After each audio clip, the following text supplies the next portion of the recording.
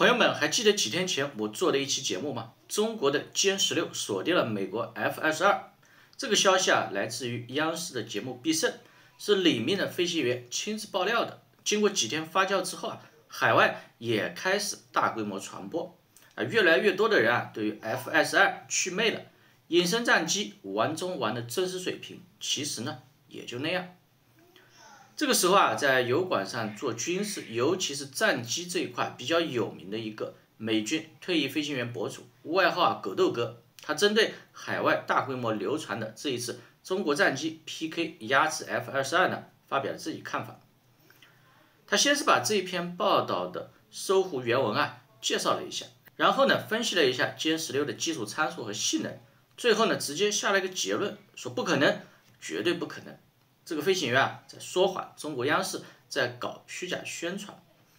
至于为什么不可能，他支支吾吾说不出来，总之就是不可能。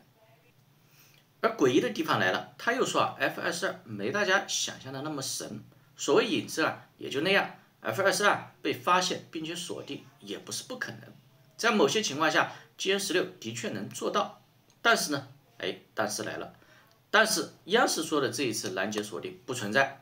没有为什么，就是不存在。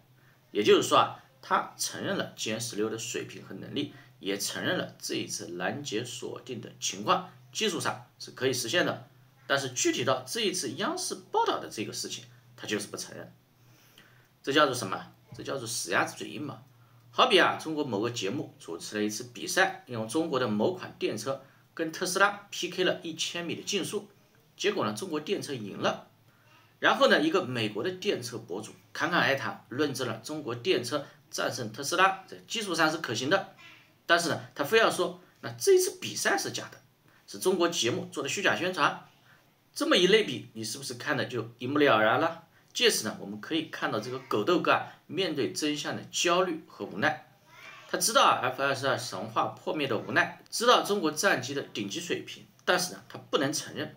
他心里知道央视披露的这一次 PK 是真的，但为了避免刺激订阅他频道的几十万观众们，避免他们玻璃心破碎，所以必须一口咬死，这就是假的。其实呢，这也是西方军事频道的无奈，不是他们不努力而是中国发展实在太快，当下已经出现军力实质性的逆转，但是呢，观众网友的认知还没跟上，也不愿意跟上。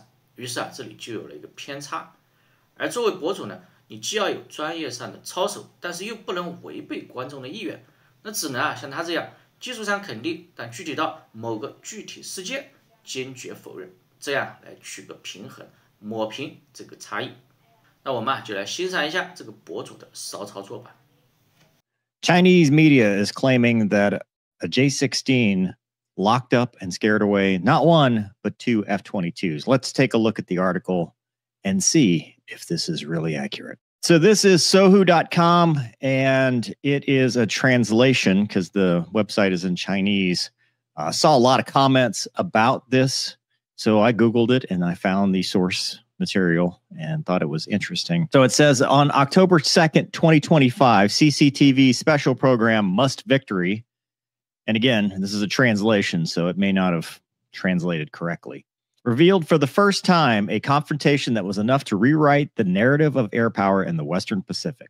In 2024, over the East China Sea, the Chinese Air Force's J-16 fighter successfully drove away the U.S. F-22 fighter, creating a classic example of non-stealth fighter fighting against stealth fighter. I don't know if you remember the documentary where an F-14 took out several Su-57s, and then a Super Hornet took out some Su-57s. So very classic. The protagonist of this encounter was Li Chao, a pilot of the Western Theater Command Air Force. While flying his J-16 during coastal training, he encountered 2 F-22s. After their initial encounter, Li Chao quickly locked on to one of the F-22s, prompting the other U.S. fighter jet to break away and attempt to counterlock. In a critical moment, he executed a precise barrel roll, flying backwards over the enemy fighter, bringing the canopies of the 2 aircraft within just 10 to 15 meters of each other. Training rule violation. This powerful maneuver successfully secured a favorable position, simultaneously locking on to both F-22s and ultimately forcing the fighters to withdraw. Just like the first documentary with the MiG-28s, all you need is a lock and they go away. It's worth noting that this batch of F-22s was urgently deployed from the United States to Kadena Air Force Base in Okinawa, Japan in May of 2024. This confrontation became the first close encounter between the Chinese Air Force and the F-22. Since then, F-22 has not appeared near the Chinese coast, scared them away forever. How do they do that? Well, number one, they've got overwhelming strength of the radar. Gallium nitride active phased array radar is a formidable detection weapon, boasting a detection range of 400 kilometers for conventional targets. Its array spans over 1 meter, integrates 2048 by 2680 transceiver modules, making it the world's largest fighter radar in terms of the number of TR units. Against the F-22 with an RCS of approximately 0.03 square meters, its detection range is between 133 to 160 kilometers, approaching the maximum range of the AIM-120D missile. Multi-sensor fusion to fill blind spots. In addition, it has IR electronic detection systems, which can continuously track stealth targets even when the radar is off. Avionics fire control system transplanted from the J-20 technology can precisely integrate multi-source information, significantly improving the target identification and lock accuracy. Anti-stealth system provides full protection. The key to this victory lies in the anti-stealth system encompassing the air, ground, and air. Again, it's a translation. Ground-based anti-stealth radars such as the JY-27 Alpha SLC-6 utilize multi-radar array technology to amplify the F-22 signal by 60,000 times, enabling all-around surveillance. KJ-500 early warning aircraft provide aerial relay guidance, forming a complete detection tracking lock loop. Practical value of this confrontation far exceeds that of a single expulsion operation. At the beyond visual range level, the J-16's detection range is basically the same as the range of the U.S. military's air-to-air missiles, which means as the initiative of discovering the enemy first and attacking the enemy first. First look, first shot opportunity, as we say in the States. From the perspective of system combat, it marks China's anti-stealth technology has moved from laboratory to actual combat. F-22 stealth advantage can be greatly weakened in specific environments. More importantly, it verifies the tactical feasibility of non-stealth fighters plus system support against stealth fighters. Military experts expressed a sharp mix of controversy and consensus regarding the finding. Supporters argue that China's anti-stealth technology is well established, having already achieved tracking of the F-22 at a distance of 450 kilometers in 2013, and that the J-16's radar power and data fusion capabilities now make it even more difficult to evade. Critics, however, pointed out that 146 kilometer figure is mostly a detection range and that stable tracking range may be significantly shortened. Furthermore, active air-to-air missile seekers may still fail against stealth targets, putting Fortune aircraft at a disadvantage relying solely on onboard equipment. The aerial confrontation has triggered a chain reaction. The U.S. military has been forced to adjust its deployment, ending the permanent F-22 presence at Kadena and shifting to dynamic force deployment model. The U.S. Indo-Pacific Command has also acknowledged China's rapid progress in advanced fighter aircraft. Regionally, China's surveillance capabilities with its air defense identification zone has significantly improved, creating a hidden deterrent to neighboring countries' acquisitions of stealth fighters.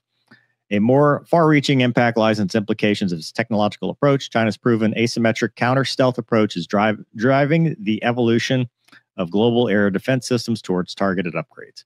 To date, the U.S. Department of Defense has not officially responded to this incident. It should be noted the analysis is based on comparison of publicly available reports and technical specifications.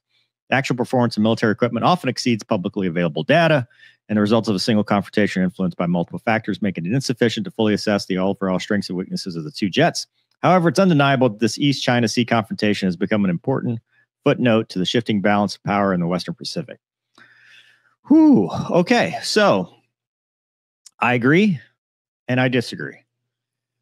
First off, yes, China's a formidable adversary. It'd be great if we were all allies, but as far as an adversary goes, yes, 100%. J-16 is a very capable fighter. It's their Su-30 equivalent multi-role fighter. It's not stealth. It's not like their J-20 or anything like that, but it's still very capable aircraft. They have done a lot of technological upgrades, and it is very capable. Do I think this story happened? No, not even a little bit. The entire thing about encountering two F-22s, so 1v2, he's just doing coastal training.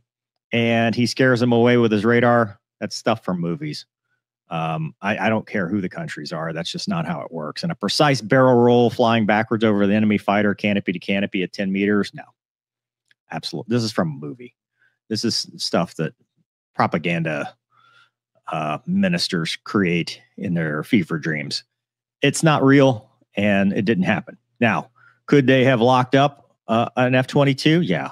I mean, it's not impossible to. I mean, we showed a video of a Rafale fighting an F-22 and locking it up. There are characteristics of stealth that it depends. You know, that's what it means. It's not always 100% invisible. And they even talk about this in the article, that it's not 100% invisible. U.S. Indo-PACOM usually talks about close encounters. They've talked about intercepts. They talk about dangerous intercepts too. Remember when the flanker split the formation of was it an F-16? And we got that video. Well, we talk about stuff like that.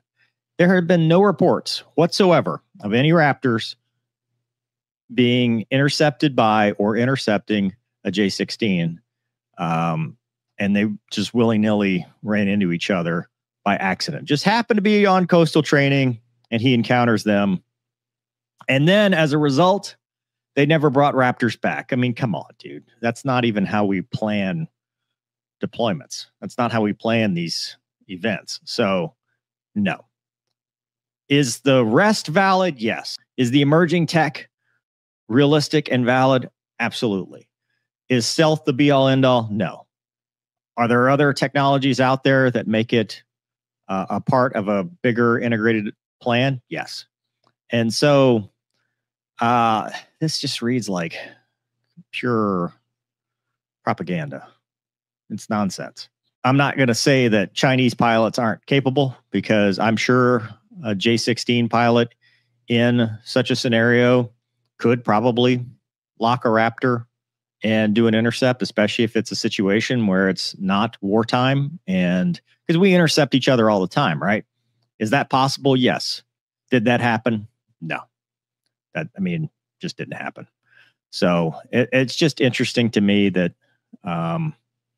that this is, and again, this is a translation of the CCTV report, Must Victory. So whatever it is they're trying to get across is, I don't know, they want to show that the J-16 is equally capable, which is surprising to me that they're using the J-16, right? Because they're trying to sell their JF-17s, and they're trying to sell their new J-35s, and they're trying to sell I actually might be more willing to believe the J-35, to be honest with you. You know, if he maneuvered within visual range and locked him up, absolutely, that could possibly happen. Did he do a barrel roll and a mini dogfight ensued? No. I mean, that's a hostile act. That didn't happen.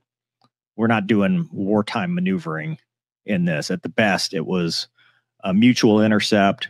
They did get a lock-in game, and yeah, he might have been behind him for a little while, but we're not targeting missiles at each other. We're not doing, because that's all hostile stuff. That's not stuff that two superpowers are going to do, because they don't want somebody to get the wrong idea and get into a defensive posture and start I'm the guy who started World War III. We just don't want to do that. So probably some partial truth to this, but again, U.S. Indo-PACOM has not I looked in the last 2 years, they've had nothing with F-22s in that, and I have no reason to believe that they would hide something like that.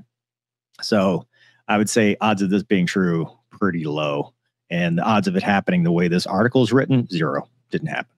So, but I know that my Chinese fans will correct me in the comments. So let me know what you think.